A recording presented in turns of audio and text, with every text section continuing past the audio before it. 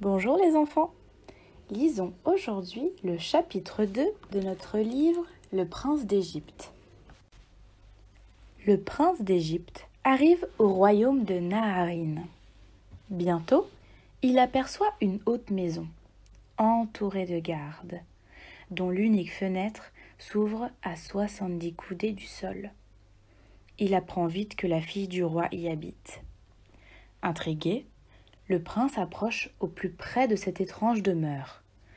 Ainsi, une princesse y est prisonnière comme lui dans son palais. Il imagine la tristesse de la jeune fille. Comment la délivrer ? Se demande-t-il. « Hé, l'ami, viens avec nous !» l'appelle-t-on soudain. Le prince rejoint un groupe de jeunes gens qui l'accueillent aimablement, lui donnent de quoi se laver et soignent ses pieds meurtris par le voyage. Puis ils nourrissent ses chevaux et lui proposent de partager leur souper. « D'où viens-tu » demande le plus bavard d'entre eux. « J'arrive tout juste d'Égypte, » répond le prince. « Mon père est... » Il hésite à dévoiler son véritable nom en terre étrangère. « Mon père est officier dans l'armée de Pharaon. Il s'est remarié après la mort de ma mère, ment-il avec audace. « Et alors ?»« Eh bien, ma belle-mère me déteste tant que j'ai préféré fuir. Et vous, que faites-vous ici ?»« Ah, nous, depuis 3 mois, nous sautons, car celui qui atteindra la fenêtre de la princesse l'épousera. Hélas, sans résultat. Mais ça te dirait de tenter le coup ?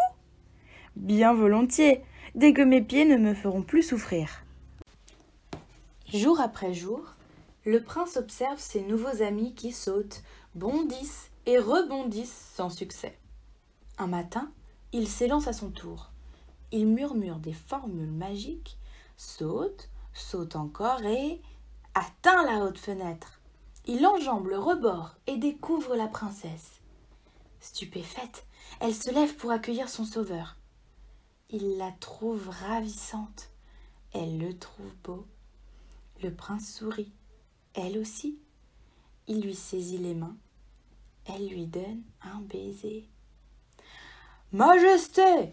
hurle un garde. « Un homme a atteint la fenêtre de la princesse !»« Enfin, je commençais à désespérer. Qui a réussi cet exploit ?»« Un inconnu arrivé il y a peu, un Égyptien qui fuit sa belle-mère. » Le roi de Naharine entre alors dans une grande colère. « Non, non et non ! Je refuse de donner ma fille à un fuyard. Qu'il quitte mon royaume et retourne chez lui. » Et vite, vite, l'ordre royal est transmis au prince qui s'étonne de cette décision. « Dis à mon père de se souvenir de sa promesse !» s'écrie la princesse. « Par tous les dieux, s'il me prend mon vainqueur, je ne mangerai plus et je ne boirai plus. As-tu compris ?»« Oui, princesse, je lui rapporterai fidèlement tes paroles, » répond le messager. Aussitôt prévenu, le roi sent sa fureur redoubler. « Je ne céderai pas aux sottes menaces de ma fille. Messager, écoute-moi bien, cet homme mérite la mort. Alors tue-le. C'est un ordre. Exécution !» Et vite, vite, le roi est obéi. Mais la princesse protège son prince. Elle empêche l'homme d'approcher. « Si vous l'assassinez, je serai morte au coucher du soleil, » prévient-elle. Le roi prend peur devant tant de détermination. « Amenez ma fille et ce maudit Égyptien en mon palais, » commande-t-il. Et vite, vite, le roi est obéi. Il s'attendait au pire des va-nu-pieds. Il découvre un beau jeune homme d'une étonnante noblesse. Ravi, il quitte son trône et lui ouvre les bras. « Désormais, tu es un fils pour moi, » dit-il. « Je te donne ma fille comme épouse.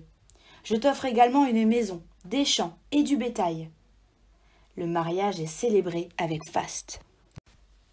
Le prince coule des jours heureux au royaume de Naharine. Pourtant, ses nuits sont peuplées de cauchemars. Sa femme s'en inquiète. « Je suis promis à 3 funestes destins, » lui avoue-t-il un soir.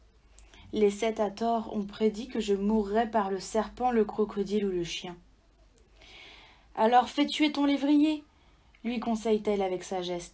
« Hors de question, » répond le prince. « Je l'ai vu grandir, c'est mon ami. » Au palais, tout est tranquille ce soir-là. le prince s'endort, heureux de sentir sur sa peau la brise nocturne qui rafraîchit les hommes et les bêtes. Sa femme s'apprête à le rejoindre quand, soudain, elle perçoit un léger frôlement. Elle se retourne. Rapide et terrifiant, un serpent rampe vers eux. Avec calme, la princesse pose sur le sol une coupe de bière et une autre de vin. Puis, elle attend. Attiré par l'odeur, le serpent se glisse jusqu'aux coupes. Il boit, s'enivre et s'endort. Alors, pleine de courage, la princesse se jette sur lui et lui tranche la tête d'un coup de couteau. Ainsi est évitée la première malédiction. « Vois, dit-elle en réveillant son mari, tes dieux t'ont sauvé. » Bouleversé, le prince la remercie, puis il prie les dieux et les déesses d'Égypte et leur fait de riches offrandes. Suite au prochain épisode. À bientôt.